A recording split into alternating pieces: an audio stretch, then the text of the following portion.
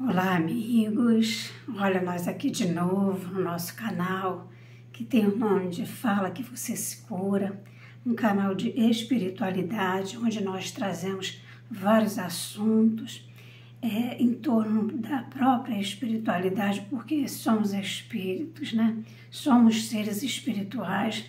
Estamos aqui numa temporada e daqui a pouco retornaremos para a nossa verdadeira casa. Então é primordial, já há alguns anos, venho nessa luta, né? Nessa busca do autoconhecimento, entendendo tudo o que acontece comigo, né? O que eu estou fazendo aqui, de onde eu vim, por quê? Porque ressoou em mim, dentro do meu coração, no meu sentimento, entender todas essas situações. E se você chegou aqui nesse canal, não por acaso, você também deve estar buscando as mesmas coisas que eu, deve não tá. E eu trouxe aqui uma história do nosso Senhor Jesus, do amor das nossas vidas, porque nunca foi tão fiel, nunca foi tão forte, tão preciso, em cima de tudo que nós estamos atravessando, buscar o amor das nossas vidas. Buscar esse ser é tão evoluído que nos deixou tantos exemplos, né? E que muitas das vezes, por muito de nós, completamente esquecidos. E aí, sem muitas delongas, eu vou falar hoje de Marcos, né? De Marcos, o discípulo de Jesus, lá no capítulo 6, para a gente poder conversar aqui um pouquinho, e que diz assim: Jesus prega em Nazaré e é rejeitado pelos seus, né? Isso é o título lá do capítulo, e diz assim: tendo Jesus partido dali, foi para a sua terra e os seus discípulos o acompanharam. Chegando o sábado, passou a ensinar na sinagoga.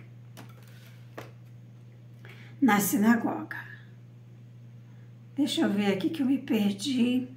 E muitos, ouvindo, se maravilharam, dizendo: de onde vem este que traz essas coisas? Que sabedoria é esta que lhe foi dada?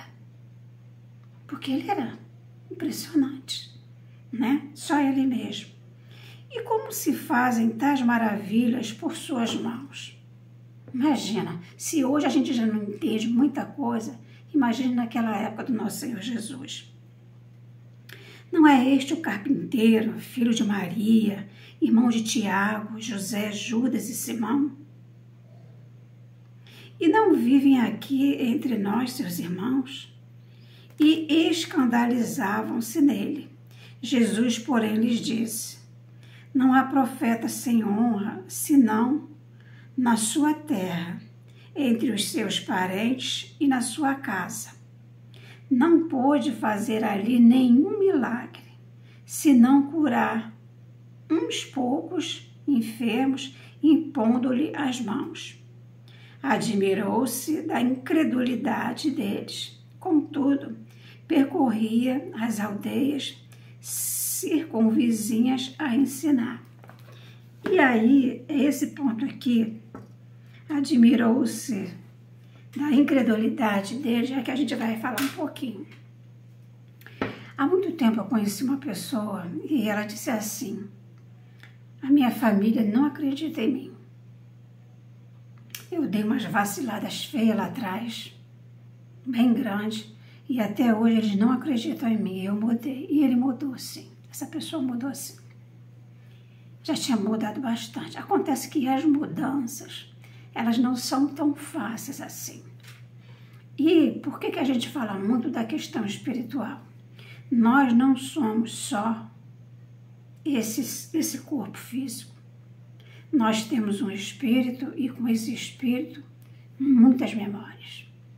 Não só dessas, como de outras vidas. A gente vai um dia falar com mais tranquilidade de encarnação. Mas se você não consegue aceitar isso, pensa um pouco nessa situação, porque a gente vai ter muita explicação em relação a isso. Inclusive, essa pessoa flutuava, ela oscilava, sabe? quando a gente falava dessas questões de reencarnação. Tem horas que para mim é claro, tem horas que para mim é mais complicado, mas tudo bem. Mas nós vemos cada vez mais as pessoas aceitando o céu, né? Aceitando um plano espiritual, aceitando a volta, né? Para uma nova vida aqui. E por que eu estou falando isso? Porque nós estamos muito presentes nessas situações. Eu fui a trabalho, né, como voluntária, ora como paciente, ora como facilitadora de alguns estudos que me chamam, e a gente vê muitas questões de família. É sempre isso. O maior instrumento do nosso crescimento, muitas das vezes, são as pessoas. A gente só cresce com as pessoas. O isolar, ele é saudável, muitas das vezes ele é muito importante, mas é importante também que a gente vá para o bom combate, que a gente também vá lá nos nossos confrontos. Nós estamos falando de um confronto educado, de um confronto junto ao Cristo, onde nós queremos o nosso melhoramento, né? Porque por isso nós estamos aqui. Nesse canal nós tratamos disso. Então, na verdade, elas nos conhecem desde pequenos e vimos por muito tempo nós sermos aquele que vacilamos muito. Essa pessoa, até em situações mais complicadas, né? Mas a gente, às vezes, num xingamento, numa traição, em sacanear o outro, né? Em dar uma pernada, né? Então, ele fica muito arraigado. Quando nós resolvemos traçar outros caminhos, né? Mais edificados, eles ficam realmente assim. E é aqui no caso. E Jesus não foi diferente com ele. A gente vai vendo na própria história que os próprios irmãos do nosso Senhor Jesus não eram muito afins do que diz respeito às suas ideias, ao seu comportamento. Às vezes eles falavam dele numa fala, num olhar muito mal atravessado, né? E a gente pode até depois explorar isso. Mas, o que a gente está querendo dizer aqui? Se com Jesus isso aconteceu, e olha, gente, que com Jesus não teve erro. Porque isso aqui é um parênteses que a gente precisa abrir. Com Jesus não teve erro, ele foi exemplo o tempo todo.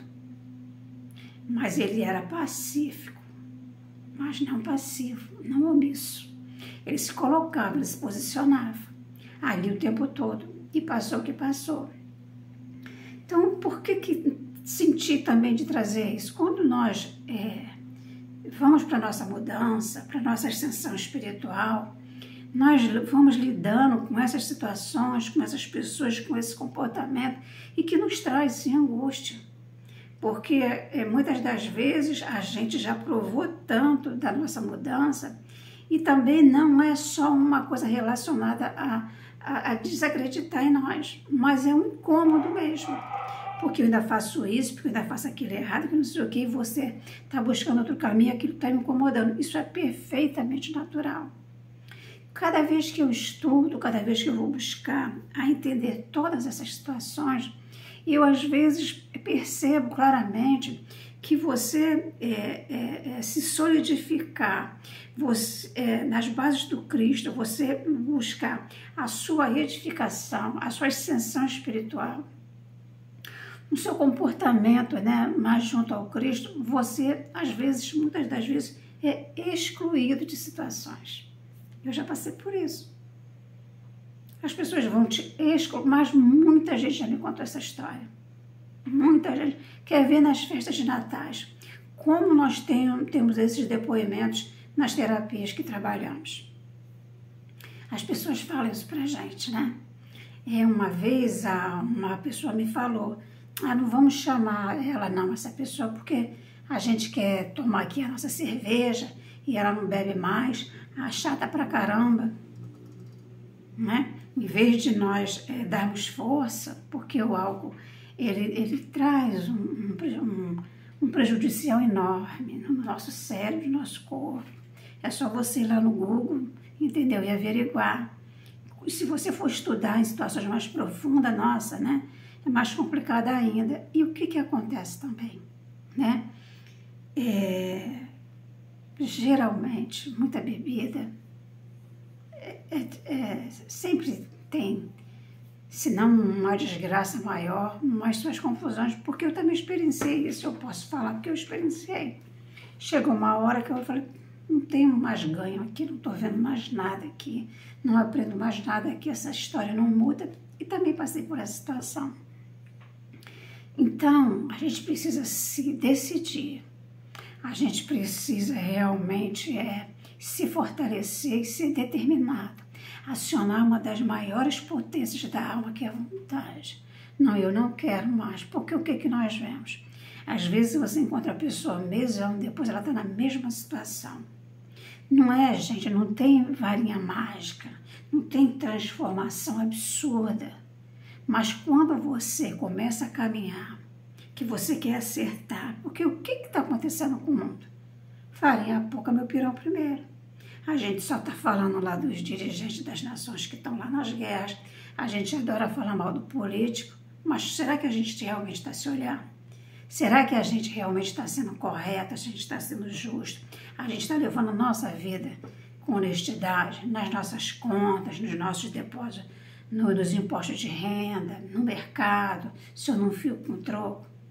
É isso, são essas coisas simples que vão começar a fazer a mudança para nós que ainda somos pequenos, que não estamos aí, né, como missionários, à frente de abrir orfanatos, asilos, né? Mas estamos ali como uma pedrinha ali para poder auxiliar. Esse é um ganho profundo. Esse é o entendimento que nós precisamos de ter. Então é normal que as pessoas que nos viram num traço de caminho lá atrás, em discordância com o que é honesto, com o que é correto, em discordância com Cristo, desacredite de nós, né?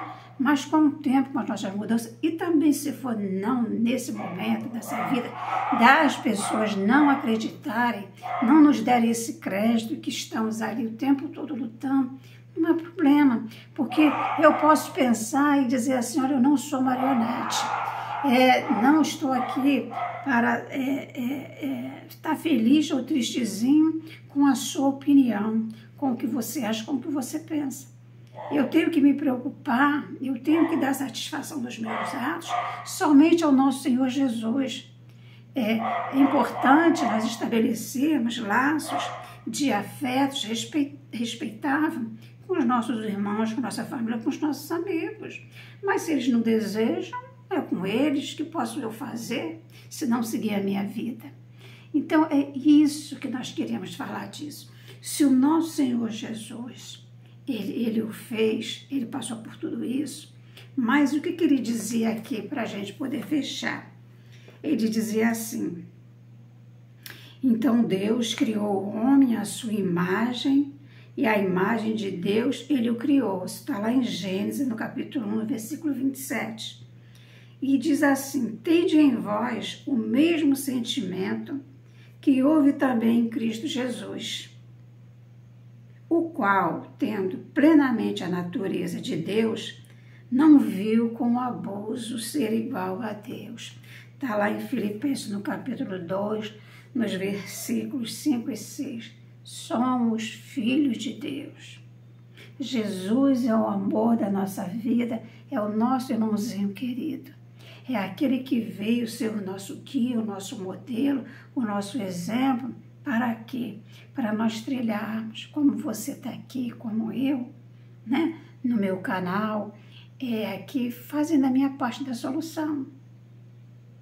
Isso, eu tenho certeza que esse material, que essa fala aqui bíblica, que esse comportamento, isso tudo que é trazido na Bíblia, que é um manual seguro para nós seguirmos, vai nos reprogramando para pessoas melhores. É disso que o mundo está precisando. Se eu peguei um troco maior do que o caixa lá me deu, eu tenho a obrigação de entregar.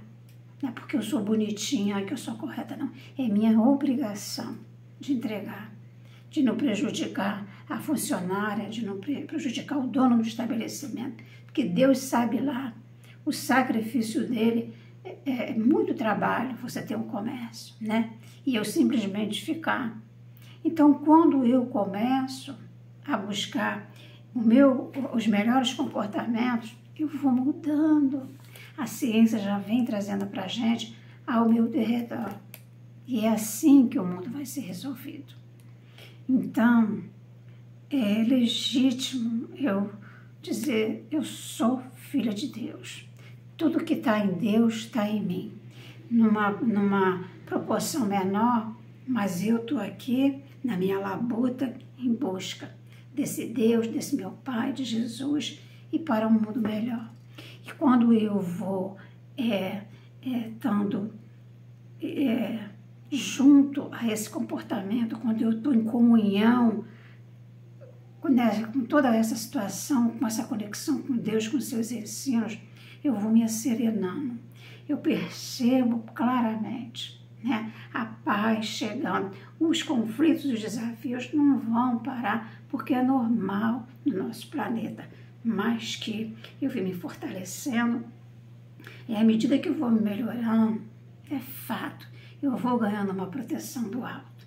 Muitas coisas que poderiam me acontecer, elas vão sendo desprojetadas, elas vão sendo desconstruídas. Porque Deus é amor e é bondade. É assim que Ele, né, lida com todas nós. No mais, não deixa de dar teu like. E se você achou que faz sentido essa conversa, fala aí no comentário, escreve, porque a gente, quando fala, a gente se cura. Por isso o nome desse canal. Um beijo no teu coração, muita gratidão por você estar aqui comigo, por você me ouvir. E estamos juntos até depois do fim, porque o fim não existe. Beijos.